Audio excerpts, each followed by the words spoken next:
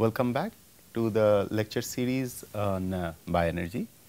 So, in the last class we talked about the fluidized bed gasifiers, and before that, rather earlier to that, we talked about the fixed bed gasifier. So, today what we will do, we will talk about the performance of the fluidized bed gasifiers, and from there we will move on to talk about how these gasifiers are used for fuel in the vehicles, motorized vehicle. Okay. To start off with, so essentially what we will be doing today is operation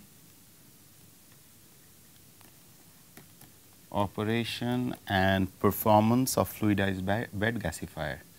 Operation and performance of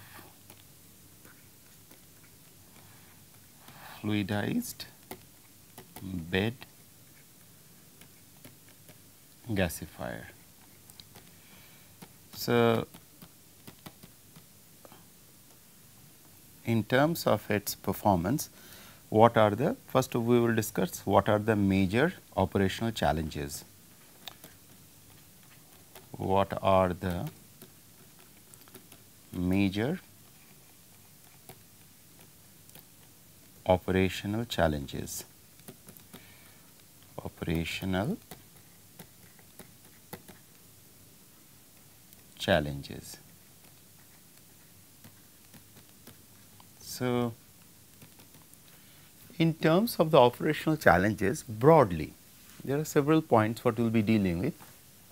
Broadly, you have to realize when you are transforming biomass directly to a gaseous product, there are a lot of big organic molecules which are getting broken down by cracking and several other processes. And many of these molecules in one step or two step cannot completely disintegrate. Instead, they form a lot of tars, and these tars, depending on the temperature of the reactor vessel, kind of condenses. That is one of the major problem, and as this tar condenses all along the walls, along the tubes, this tar gets deposited. It is just like what happens in our blood vessels, you have the deposition of fats and everything which kind of create clogging. So, similarly on the reactor vessels, the reactor vessel surface along the tubes, connectors, you have lot of deposition of the tars, and that led to a lot of sludging and all those other things. So, we will come one by one. So, let us put across the major operational challenges. In terms of the major operational challenges, the first one is the slagging. Slagging of the bed material due to ash content of the biomass. Slagging of the bed material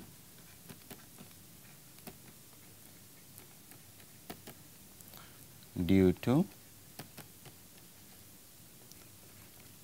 ash content of the biomass. So, higher the ash, there will be more slagging. Ash content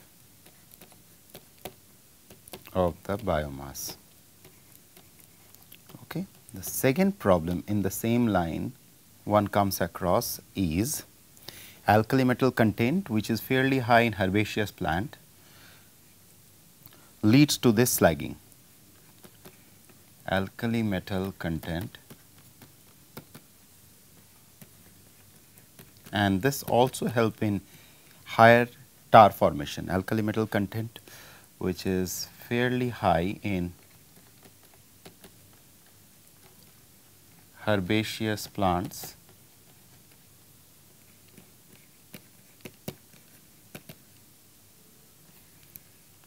lead to more ash, more tar and all other impurities, and of course, this will lead to more impurities. Okay. Now, one of the ways by which you can counter the slagging is how to counter slagging.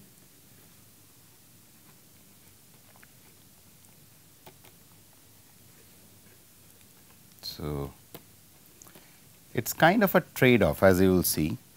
You can, one approach is lowering the temperature, but if you lower the temperature, you will realize what will be the challenges which is going to come in terms of tar formation. Lowering the temperature is one technique. Lowering the temperature of the, basically here in the temperature we talked about the bed temperature where the reaction is happening, but then that leads to, if that is happening, there will be a increased char formation, from which all these things have to be removed, all the impurities have to be removed. And in terms of the gas, quality of gas,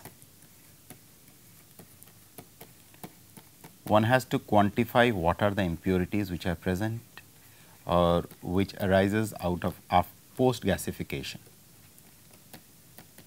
The impurities could be classified, yes, okay, impurities could be classified as particulate matter, one of the big source of impurities. Second, as I am mentioning, is tar content. Third, you have nitrogenous compounds or their derivative, nitrogenous compounds plus their derivatives which are formed during this whole gasification process, which of course leads to the reduction in the calorific value.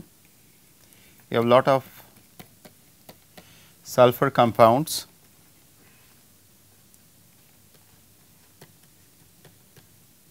which are derived, then you have alkali compounds. Okay. And these three, the nitrogen, sulfur and alkali, they fall under the trace impurities. So, all this blue what you see out here, they fall under trace impurities. Okay.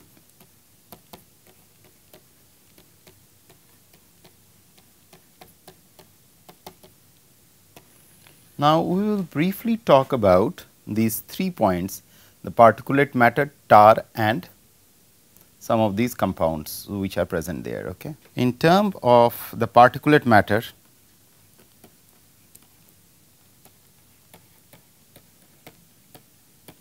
so this is one more thing I wanted to highlight here for all these impurities.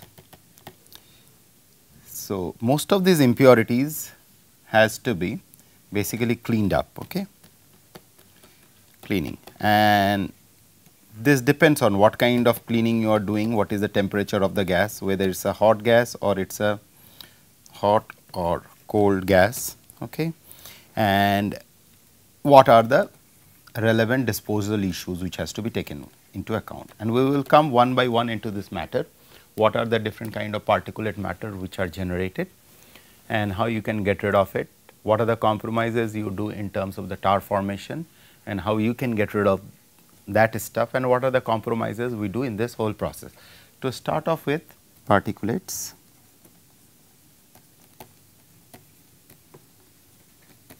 Okay.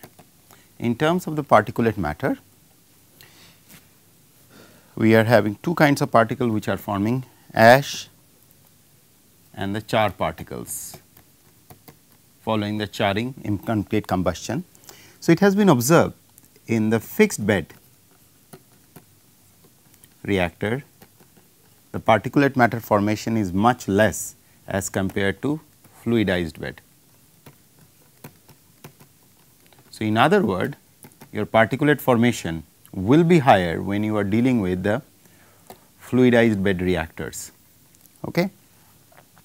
And particulate is removed by conventional cyclones if the particulate size is. So, what are the removal technique of particulates? If the particulate size is say more than 10 micron, particulate is more than 10 micron, it could be removed. I am just showing the negative sign here, or removal, just for no further confusion, removal by conventional cyclones. You have already exposed to the cyclones where there are a lot of this reaction is taking place by the movement of all the reactants, okay, conventional cyclones. Whereas, if your particle size is less than this, or rather below 10 micron, then the option is different. In that case, you will be needing filtering devices,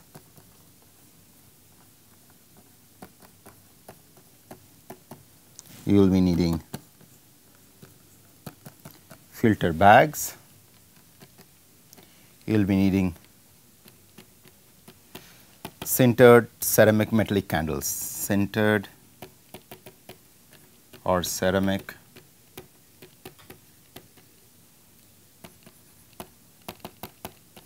metallic candles. And most of these technologies have an efficiency of around 99%, which it can remove. Filter operation temperature is very critical here. Filter operational temperature. If filter operational temperature is more than 500 degree centigrade, you get a higher efficiency, which is approximately 99%, what I mentioned you. But if it is lower than this, then you land up with a next problem which we will be dealing with is tar condensation. As I was mentioning you earlier, that if you reduce down the temperature, all those big molecules which fail to crack accumulates at that lower temperature, and kind of with little bit of a fluid which is available there, they form kind of a sludge or kind of sticky stuff which sticks onto the walls. So, if you reduce down the temperature out here, this is the problem you face. But again, if you have the high temperature, then you have the problem of storage of the gas. So, it is always a trade off at what temperature your output is coming and what temperature you are running the reaction. That will inevitably decide the performance of the reactor at which it is working. So, keep that in mind. There is no absolute rule, there is no absolute protocol which you can follow, you can say this is perfect. So, depending on the kind of biomass you are having, depending on the kind of economics you are having, you have to decide that at what temperature, at what pressure you are going to run the reactor. And of course, it will have its own trade off, it will have its own advantage and disadvantage, you will be coming along with it. Okay. So, next problem is the tar content. So, this is one serious problem most of these gasifiers suffers from, tar contents. Okay. So, tar condenses at a temperature less than 500 degree, condenses at a temperature of less than 500 degree centigrade. And what essentially happens, as I was trying to tell you, say for example, this is the vessel where the reaction is happening, or these are the connectors where things are moving. So, what will happen along these walls, you will see there will be deposition of tar like this, they condenses and they can clog. There will be a lot of inefficiency which will arise because of this kind of tar deposition on the surface, and this has to be either scrapped or by using different techniques you have to kind of get rid of it, tar deposition. Okay. So, this is a perennial problem what you deal with. So, and this also further tar deposition leads to the second problem it leads to is the hinders removal of particle, hinders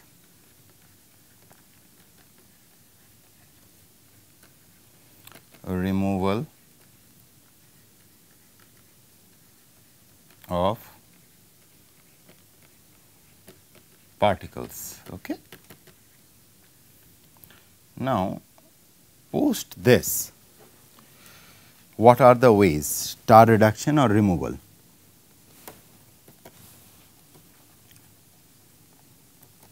Tar reduction / removal. What are the techniques which are being followed? One of the thing is that tar could be cracked further, is basically you are breaking the molecule, cracking of the tar to low molecular weight compounds, low molecular weight compounds. Using either. So, this whole cracking could be done. There are two techniques by which you can do. One technique is a catalytic technique, which is called catalytic cracking. Catalytic process. The other one is called a thermal process. Now, in terms of the catalytic cracking, you can use different kind of catalytic agents, which are catalyst which could be used, which includes you can use olivine, you can use platinum, you can use dolomite. There are several catalysts which are being used, and it functions around 800 to 900 degrees centigrade. Whereas, in terms of thermal process, which functions at around 900 to 1100 or 2000 degrees centigrade, this thermal cracking. Thermal cracking is more to do with like you are exposing these molecules at a very high temperature where the molecules cracks out and forms lower particles, lower size particles, and then those are filtered out. Okay. And there is one more thing here, it is worth mentioning that whatsoever way you do, you can reduce the particle size and everything, but then you will have to very continuously change the filters. Or there is another thing which is very critical. Once you do a thermal cracking, the next step what leads to is that you have to cool the gas, because you are raising the temperature all the way to say 1000 degrees centigrade. So, now you have to cooling the gas. So, cooling the gas is a challenging task here, and that you do cooling the gas to around 60 to 80 degrees centigrade. You have to use, this is 80, okay, 60 to 80, that you use using water. But when you are using, or rather you use electrostatic precipitator, electrostatic precipitator. When you use electrostatic precipitator, you are capturing a lot of aerosol, but in doing so, you are polluting the water which are using for this process. And if you do so, then you land up with another set of problem, that now you have to purify that water. So, in other words, this whole research or this whole area of development is a very interdisciplinary area. So, let me add here. So, when you are doing it, so you needed a water purification assembly out here, because water is a very prized commodity, water purification, because you are really contaminating the water. So, you are realizing there is no one way, and one has to think from the very beginning of the course. Now, we are at the fag end.